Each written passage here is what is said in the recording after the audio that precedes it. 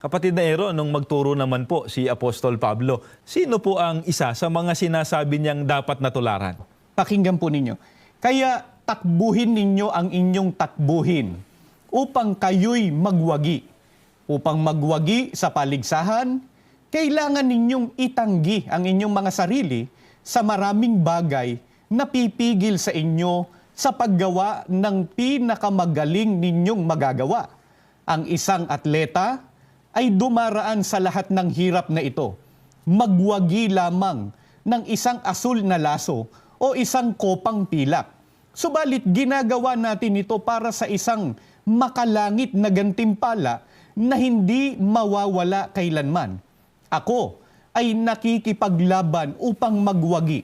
Hindi ako sumusuntok lamang sa hangin.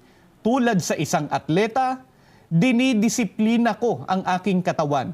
Pinahihirapan ito, sinasanay na gawin nito kung ano ang dapat, hindi kung ano ang ibig nito. Ang tunay po na lingkod ng ating Panginoong Diyos, nakafocus sa kanyang hinaharap, sa kanyang kaligtasan. Nilalabanan niya at pinagtatagumpayan niya ang mga hadlang. Ang pangunahin niyang pinagsasanayan ay ang para po sa kabanalan o ang pagsunod sa mga kalooban ng ating Panginoong Diyos.